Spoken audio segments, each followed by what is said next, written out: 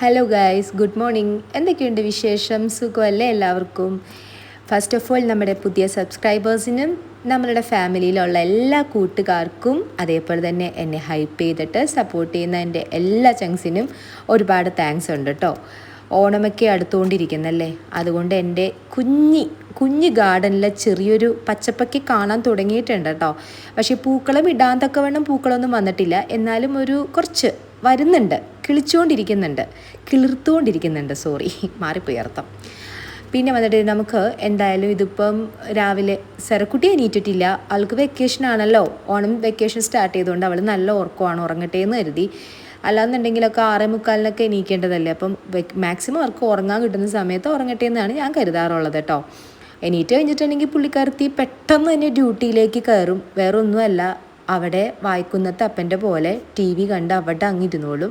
അവിടെയാണ് ലഞ്ചും, അവിടെയാണ് ബ്രേക്ക്ഫാസ്റ്റും, എല്ലാ കാര്യങ്ങളും, കുഞ്ഞ് സ്നാക്സും.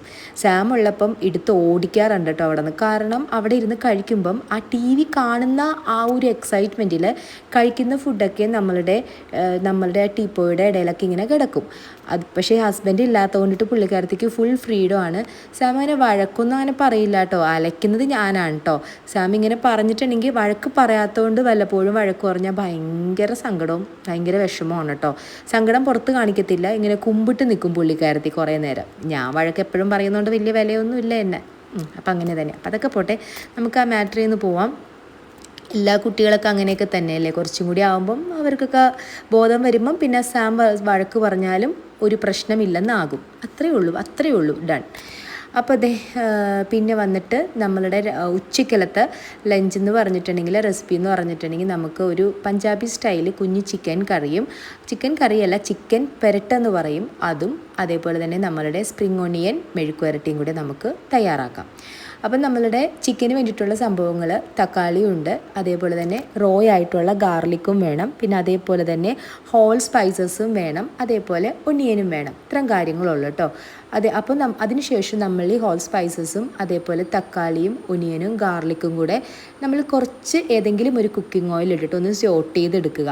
ഹോൾ സ്പൈസസ് എന്ന് പറയുമ്പോൾ നമ്മുടെ ഗരം മസാല പാക്കറ്റിൽ കിട്ടുന്ന ആ സ്പൈസസ് ഇല്ലേ, അതെല്ലാം ഇട്ടോളൂ, അത് പൊടിക്കേണ്ട കേട്ടോ.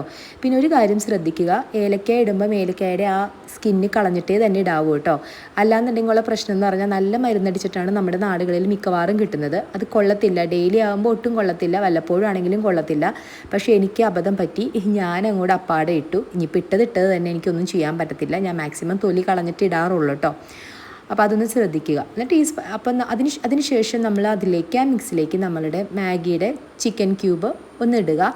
ഓപ്ഷണലാണ്, വേണമെങ്കിൽ ഇട്ടാൽ മതി. പക്ഷേ ആ ഒരു ടേസ്റ്റ് എൻഹാൻസറായിട്ട്, ടേസ്റ്റ് മേക്കർ ആണല്ലോ, അപ്പോൾ അതുകൊണ്ട് ഞാൻ ഇട്ടുന്നേ ഉള്ളൂ കേട്ടോ. ആവശ്യത്തിന് ഉപ്പ് മാത്രം ഇടുക. ഉപ്പിടുമ്പം സൂക്ഷിക്കുക, കണ്ടമാനം ഉപ്പിടുവാണെങ്കിൽ ഓൾറെഡി ക്യൂബിൽ അത്യാവശ്യം കൂടുതൽ ഉപ്പുണ്ട്, അപ്പം ഉപ്പ് ആവശ്യത്തിന് ഇടുക, അത്രയേ ഉള്ളൂ കേട്ടോ. പിന്നെ എന്തായാലും നമ്മളിപ്പം ഫൈനലി ആണ് ഞാനിപ്പം ടൊമാറ്റോ ഇട്ടിട്ടുള്ളത്. നല്ല രീതിയിലൊന്ന് സോട്ട് ചെയ്യണം കേട്ടോ. കാരണം ആ ഒരു നല്ല രീതിയിൽ അതിങ്ങനെ നല്ല സോഫ്റ്റ് ആയിട്ടുള്ള പരുവത്തിലാവണം. സംഭവം മിക്സിയിൽ അടിച്ചെടുക്കാനുള്ളതാണെന്നുണ്ടെങ്കിലും നല്ല രീതിയിൽ അതിൻ്റെ മസാലകൾ, ഹോൾ സ്പൈസസ് ഇട്ടിരിക്കുന്നുണ്ട്, ആ സ്പൈസസിൻ്റെ എല്ലാ ഫ്ലേവേഴ്സും അതിലേക്ക് അങ്ങോട്ട് വരട്ടെ. അപ്പം ഏകദേശം ഒരു മീഡിയം ഫ്ലെയിമിലിട്ടിട്ട് നല്ലവണ്ണം അങ്ങോട്ട് സോട്ട് ചെയ്ത് എടുക്കുക. ഓക്കെ, അതിനുശേഷം പിന്നെ നമ്മൾ അതിലേക്ക് നമ്മുടെ മസാലകൾ ആഡ് ചെയ്യുക. ഓക്കെ, അപ്പം ഞാനിത് ചെയ്യുന്നതെന്ന് പറഞ്ഞിട്ടുണ്ടെന്നുണ്ടെങ്കിൽ, ഇപ്പം ഈ ഒരു കറി ഉണ്ടാക്കാൻ കാരണം പിള്ളേർ, ഞാൻ പറഞ്ഞില്ലേ, സവാളയും തക്കാളിയൊക്കെ അങ്ങനെ നമ്മൾ സാധാരണ ചിക്കൻ കറിയിൽ ഉണ്ടാക്കി കൊടുത്ത് അതൊക്കെ മാറ്റിയിടും. ഇതാണെങ്കിൽ അവരറിയത്തില്ലല്ലോ, അതുകൊണ്ടാണ് ഇങ്ങനത്തെ ഒരു സംഭവം ഞാൻ എടുക്കുന്നത് കേട്ടോ. പിന്നെ അതിന് ശേഷം അതിലേക്ക് ആവശ്യത്തിന് നമ്മൾ മസാലകളാണ് നമ്മളുടെ മല്ലിപ്പൊടി, അതേപോലെ തന്നെ കാശ്മീരി ചില്ലി, പിന്നെ മഞ്ഞൾപ്പൊടി, കുറച്ച് ചിക്കൻ മസാല, അത്രയും ഇട്ടാൽ മതി കേട്ടോ. കാശ്മീരി ചില്ലി കളർ കിട്ടാൻ വേണ്ടി ഇടുന്നതാണ്. അത് ഞാനിപ്പോൾ കുറച്ച് ഇട്ടിട്ടുള്ളൂ, എനിക്കതിനെ കളറിൻ്റെ പ്രശ്നമൊന്നുമില്ല. ഇവിടെ കാശ്മീരി ചില്ലി പോലും വലിയ താല്പര്യമില്ലാത്ത മക്കളാണ്. സെറയ്ക്ക് കുഴപ്പമില്ല, ഇവ കഴിക്കുമെന്നാലും അവൾക്ക് അങ്ങനെ വലിയ കാര്യമല്ല. പിന്നെ അധികം സ്പൈസസ് ഞാനങ്ങനെ പ്രോത്സാഹിപ്പിക്കാറുമില്ല കേട്ടോ. ഒരു കാര്യം അറിയോ, നമ്മൾ ഈ സ്പൈസസ് അധികം കുറച്ച് ലൈറ്റ് സ്പൈസസ് ഇട്ട് കഴിക്കുകയാണെന്നുണ്ടെങ്കിൽ നമ്മുടെ ഡൈജഷനും നല്ല പ്രോപ്പറായിട്ട് നടക്കും. പിന്നെ വേറെ എന്താ പറയുന്നത്, ഗാസ്ട്രൈറ്റീസിൻ്റെ ഇഷ്യൂസും കാര്യങ്ങളും ഉണ്ടാവില്ല. അതേപോലെ തന്നെ നമ്മുടെ സ്കിൻ ഹെൽത്തിനും നല്ലതാണ് കേട്ടോ ലൈറ്റായിട്ട് സ്പൈസസ് യൂസ് ചെയ്യുന്നത് കേട്ടോ. അറിയാവുന്നവരുണ്ടാവും, ഞാൻ ജസ്റ്റ് ഫോർ യുവർ ഇൻഫർമേഷൻ അത്രയും ഞാൻ പറഞ്ഞുള്ളൂ കേട്ടോ. പിന്നെ അതിനുശേഷം എന്തേ സംഭവം കണ്ടില്ല. അപ്പം നമ്മളുടെ സ്പൈസസും എല്ലാ കാര്യങ്ങളൊക്കെ ഒന്ന് പദമായിട്ട് വന്നിട്ടുണ്ട്, ഐ മീൻ സോഫ്റ്റ് ആയിട്ട് വന്നിട്ടുണ്ട്. ഇനിയിപ്പോൾ അത് ഒറ്റ മിക്സിയിൽ അടിച്ചെടുത്താൽ മതി. തണുത്ത് കഴിഞ്ഞതിന് ശേഷം മിക്സിയിൽ അടിച്ചെടുത്താൽ മതി. നമ്മളത് ഫാനിൻ്റെ അടുത്തോട്ട് മാറ്റി വെക്കുക കേട്ടോ. തണുക്കാണ്ട് മിക്സിയിൽ അടിക്കരുത്, തെറിച്ചു പോവും. പിന്നെ എന്തായാലും ജാറിൽ നിന്ന് തെറിച്ചു പോവും. അപ്പോൾ തണുത്തതിന് ശേഷം മാത്രം അടിക്കുക.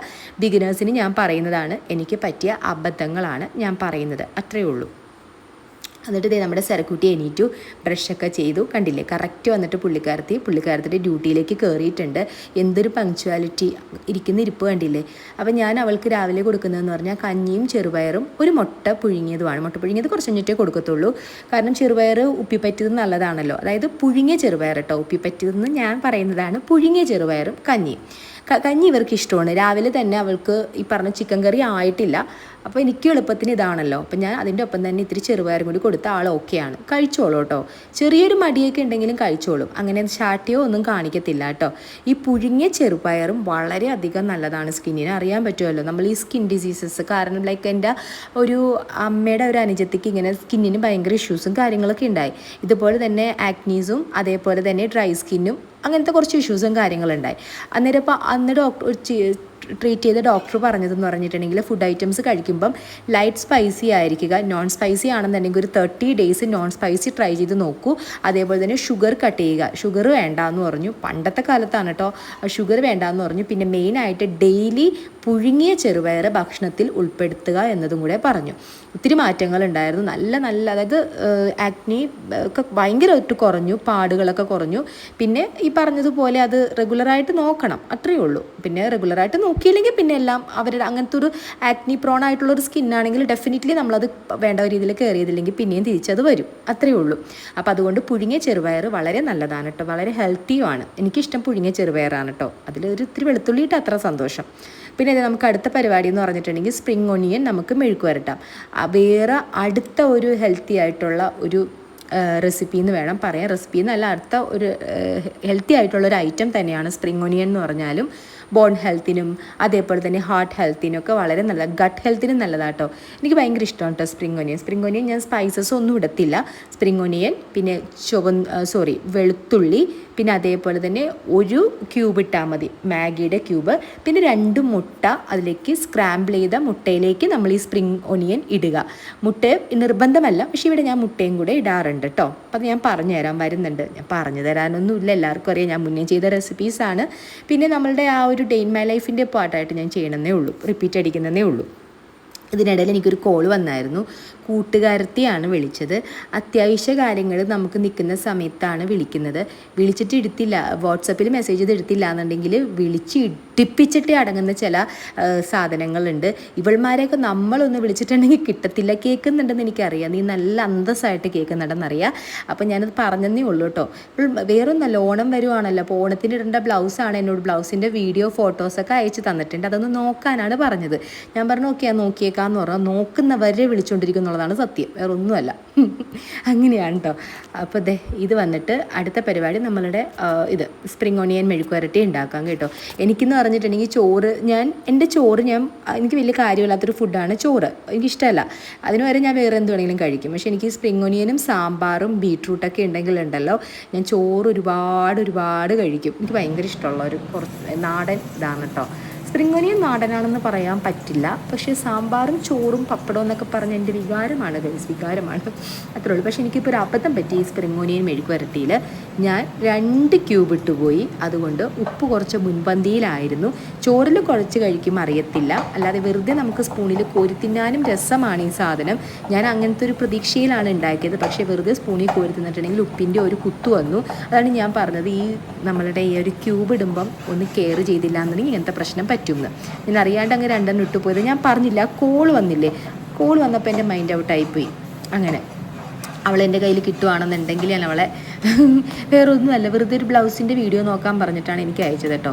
അങ്ങനെ പിന്നെ അതെ അതിന് ശേഷം നമ്മൾ ഇതിന് ശേഷം നമ്മളുടെ വെളുത്തുള്ളി ഇട്ടു, അതിലേക്ക് നമ്മൾ ക്യൂബ് ഇട്ടു, അതിലേക്ക് നമ്മൾ 2 മുട്ട ഒന്നിങ്ങനെ സ്ക്രാമ്പിൾ ചെയ്യുക, എന്നിട്ട് അതിലേക്ക് നമ്മുടെ സ്പ്രിംഗ് ഒനിയൻ ഇടുക. ഒരു 10 മിനിറ്റ് ലോ ഫ്ലെയിമിൽ അത് അടച്ചു വെക്കുക. പെട്ടെന്ന് തന്നെ വെന്ത് കിട്ടിക്കോളും. നല്ല ടേസ്റ്റ് അല്ലേ ഇത്? എനിക്ക് ഭയങ്കര ഇഷ്ടമാണ് കേട്ടോ. ഇവിടെ സെറയ്ക്ക് വലിയ കാര്യമല്ല, ഇവയ്ക്ക് ഇഷ്ടമാണ് കേട്ടോ ഇതൊക്കെ. ഇവ കഴിച്ചോളും. ഇവയ്ക്ക് വെജിറ്റബിൾസ് അവൾക്ക് അങ്ങനെ ഇഷ്ടക്കുറവൊന്നുമില്ല, അവൾ കഴിച്ചോളും. സെറക്കുട്ടീന് സാമ്പാറിലൂടെ മാത്രമേ ഇതൊക്കെ എത്തിക്കാൻ പറ്റത്തുള്ളൂ. പക്ഷേ സ്പ്രിംഗ് ഓനിയൻ സാമ്പാറിലിടാൻ പറ്റത്തില്ലല്ലോ. അതുകൊണ്ട് എൻ്റെ സാമ്പാറിലിടുമ്പോൾ ഞാൻ മാക്സിമം വെജിറ്റബിൾസ് ഉൾക്കൊള്ളും. പിന്നെ അവിയൽ ഇവിടെ ആർക്കും വലിയ കാര്യമല്ല, അവിയലൊക്കെ എനിക്ക് മാത്രമേ കാര്യമുള്ളൂ. അതുകൊണ്ട് ഓണത്തിന് അങ്ങനെ നമ്മളുടേതായ രീതിയിലുള്ള വെജിറ്റബിൾസ് മാത്രമേ ഞാൻ ഓണത്തിന് ഉണ്ടാക്കുന്നുള്ളൂ കേട്ടോ. ഇല്ലാന്നുണ്ടെങ്കിൽ പിന്നെ ഞാൻ തന്നെ ഇത് കഴിച്ചൊരു പരിവാവും. അപ്പം നമ്മളുടെ കുട്ടികൾക്ക് ഇഷ്ടമുള്ള ടൈപ്പ്. പക്ഷേ അവിയൽ എന്തായാലും ഉണ്ടാക്കും, കാരണം എനിക്ക് അവിയൽ ഇഷ്ടമാണ് കേട്ടോ. അപ്പോൾ അതിന് ശേഷം നമ്മൾ സ്പ്രിംഗ് ഓനിയൻ മെഴുക്കുവരട്ടി ഇതേ അടച്ച് വെച്ചിരിക്കുവാണ്, ലോ ഫ്ലെയിമിൽ വെച്ചിരിക്കുവാണ്. ഇനി അടുത്ത പരിപാടി എന്ന് പറഞ്ഞാൽ നമ്മൾ തണുക്കാൻ വെച്ചിരുന്ന മസാല മിക്സ് ഇല്ലേ, ആ ചിക്കൻ്റെ മസാല മിക്സിയിൽ അടിച്ചെടുക്കുന്ന പരിവാണ് കേട്ടോ. ഞാനിപ്പോൾ ഇതൊരു കാര്യം ഓർത്തുപോയി, കുറച്ച് വെള്ളം ചേർക്കുക കേട്ടോ അടിക്കുമ്പോൾ, അല്ലെങ്കിൽ ഭയങ്കര ഡ്രൈ ആയിട്ടിരിക്കും. ഇത്തിരി വെള്ളം ചേർക്കുക. പണ്ട് ഞാൻ ഇങ്ങനെ കുക്കിങ്ങിൻ്റെ ബിഗിനിങ് ടൈം എന്ന് പറഞ്ഞിട്ടുണ്ടെങ്കിൽ ഒരു 27 വയസ്സിലൊക്കെ ആയിരുന്നു. അപ്പോൾ ഹസ്ബൻഡും ഞാനും കൂടെ ആയിരുന്നു, ഞാനും ഹസ്ബൻഡും പിള്ളേരും ആയിരുന്ന സമയത്ത് എനിക്ക് സത്യമായിട്ട് അറിയില്ലായിരുന്നു കേട്ടോ. അതാണ് ഞാൻ എടുത്തെടുത്ത് പറയണത്. ചൂടോടെ മിക്സിയിൽ അടിച്ചിട്ടുണ്ടെങ്കിൽ പൊട്ടിത്തെറിക്കും, അല്ലാതെ തെറിച്ച് ജാറ് പോകുമെന്ന് എനിക്ക് അറിയത്തില്ലായിരുന്നു. ഞാനിങ്ങനെ ഒരു അടിച്ചു. അടിച്ചത് മാത്രം ഓർമ്മയുണ്ട്, കണ്ണിലേക്ക് ഭാഗ്യം കൊണ്ട് തെറിച്ചില്ല. പക്ഷെ അതിനും വേണ്ട എനിക്ക് ഇരട്ടി പണിയായി. കിച്ചണിലെ മറ്റേ സ്ലാബിലും അതേപോലെ ടൈലിലൊക്കെ നിറച്ചത് വൈറ്റ് കിച്ചണായിരുന്നു കേട്ടോ. വൈറ്റ് കളറിലെ ടൈലൊക്കെ ആയിരുന്നു, ഭയങ്കര പണിയായി. പിന്നെ ഇടയിലൊക്കെ തെറിച്ചു, കാരണം നമ്മൾ ഈ ഫ്ലാറ്റിലാകുമ്പോൾ ചെറിയ കിച്ചണാണല്ലോ, അപ്പോൾ ഇടയിലൊക്കെ തെറിച്ചു. എനിക്ക് നല്ല പണിയായി. അതുകൊണ്ട് എനിക്ക് ഇപ്പോഴും ഓർമ്മയുണ്ടത്. ഓക്കെ, അപ്പം നമ്മളിനിയിപ്പം മസാല റെഡി ആയിട്ടുണ്ട്. കണ്ടില്ല, ഈ ഒരു കളറായിരിക്കും. കാശ്മീരി ചില്ലി കുറച്ചല്ലേ നമ്മൾ ചേർത്തുള്ളൂ, അതുകൊണ്ടാണ് ഈ കളർ. ഇല്ലെങ്കിൽ അത്യാവശ്യം ഒരു റെഡ് കളർ ഉണ്ടാവും. അത് നമ്മുടെ റിക്വയർമെൻറ്റ് അനുസരിച്ചാണ് കാശ്മീരി ചില്ലി ചേർക്കുക, അത്രയേ ഉള്ളൂ. അല്ലാത്ത മസാലകളൊക്കെ മസ്റ്റായിട്ട് ചേർക്കണം കേട്ടോ, എങ്കിൽ മാത്രമേ ആ ഒരു ടേസ്റ്റ് വരത്തുള്ളൂ. അതിനുശേഷം നമ്മുടെ ചിക്കനിലേക്ക് ഒന്ന് മാരിനേറ്റ് ചെയ്യുക. നല്ല രീതിയിൽ മാരിനേറ്റ് ചെയ്തതിന് ശേഷം നമ്മൾ ഫ്രിഡ്ജിൽ ഒരു 10 മിനിറ്റ് 15 മിനിറ്റ് ഒന്ന് സൂക്ഷിക്കുക. അതാണ് ഇതിൻ്റെ ആ ഒരു സെക്കൻഡ് സ്റ്റെപ്പ് എന്ന് പറഞ്ഞിട്ടുണ്ടെന്നുണ്ടെങ്കിൽ. നല്ല ടേസ്റ്റാണ്. ചപ്പാത്തിക്കും നാനിനും പൊറോട്ടയ്ക്കൊക്കെയാണ് ഇത് ടേസ്റ്റ്. കുട്ടികൾക്ക് ഭയങ്കര ഇഷ്ടമാണ്. പക്ഷേ ഞാനിപ്പം ചപ്പാത്തി ഇന്ന് രാത്രി ഉണ്ടാക്കി, ഉച്ചയ്ക്ക് ചോറ് തന്നെയാണ് ഞാൻ കൊടുത്തത് കേട്ടോ. ഇതിങ്ങനെ പരട്ടിയിരിക്കും കണ്ടോ. അപ്പം നമ്മൾ ആ 15 മിനിറ്റിന് ശേഷം നമ്മുടെ പാനിലേക്ക് പിന്നെ എണ്ണ ഒന്നും ഒഴിക്കേണ്ട കേട്ടോ, ഒഴിക്കേണ്ട ആവശ്യമില്ല. ഇതിൻ്റെ മറ്റൊരു പ്രത്യേകത എന്ന് പറഞ്ഞിട്ടുണ്ടെന്നുണ്ടെങ്കിൽ അധികം നമ്മൾ ഓയിൽ യൂസ് ചെയ്യുന്നില്ല. അതിൽക്കൂടി ആ മസാല മിക്സിന് മാത്രമേ ഓയിൽ യൂസ് ചെയ്തിട്ടുള്ളൂ. അത് നമ്മളിതിങ്ങനെ ആ പാനിലേക്ക് ഇട്ടതിന് ശേഷം അതിൻ്റെ ഒരു ഹൈ ഫ്ലെയിമിൽ പിന്നെ ഒരു ലോ ഫ്ലെയിമിൽ ഒരു 15 മിനിറ്റ് അല്ലെങ്കിൽ 15 to 20 മിനിറ്റ്സ് കുക്ക് ചെയ്തെടുക്കുക. ചിക്കൻ്റെ വളരെ ചെറിയ ഒരു കഷ്ണമാണ് എൻ്റെ, 65 അളവിലാണ് എനിക്ക് ആ പയ്യൻ കട്ട് ചെയ്ത് തന്നത്. ഞാൻ കറി കട്ടെന്നാണ് പറഞ്ഞത്. ഇല്ലാന്നുണ്ടെങ്കിൽ ഒരൊറ്റ കുക്കറിൽ അടിച്ചെടുത്താലും മതിയായിരുന്നു. അല്ലെങ്കിൽ ആ കറിക്കട്ട് ആയതുകൊണ്ട്, അതായത് 65 അളവായത് കൊണ്ടിട്ടാണ് ഞാനിങ്ങനെ പാനിൽ തന്നെ അത് വേവിച്ചെടുക്കുന്നത്. ഇല്ലെങ്കിൽ ഒത്തിരി പൊടിഞ്ഞു പോകും. അപ്പോൾ അത് അവിടെ ഇരുന്ന് വേവട്ടെ. അപ്പോൾ നമുക്കൊന്ന് ഗാർഡനിലേക്കൊക്കെ ഒന്ന് പോകാം. എൻ്റെ ഗാർഡനിൽ ഇതാണ്. ഇവർ അത്യാവശ്യ രീതിയിൽ പുഷ്ടി പിടിച്ചിട്ടുണ്ട്. പിന്നെ വേറെ അപ്പുറത്തെ 2-3 എണ്ണം ആയിട്ടുണ്ട്. റോസായത് ഞാൻ കാണിച്ചായിരുന്നല്ലോ, അപ്പം ശ്രദ്ധിക്കാത്തതുകൊണ്ടിട്ടാണ് കേട്ടോ. അപ്പം അതിനിടയ്ക്ക് നമ്മുടെ ചിക്കൻ പെരട്ട് റെഡിയായി, പഞ്ചാബി ചിക്കൻ ടൈപ്പ് റെഡി ആയിട്ടുണ്ട്. അടിപൊളിയാണ്. പിന്നെ നമ്മുടെ ഇതും. അപ്പം ഇന്നത്തെ വിശേഷങ്ങൾ ഇതോടെ ഇവിടെ അവസാനിച്ചിരിക്കുന്നു. Bye, see you, love U.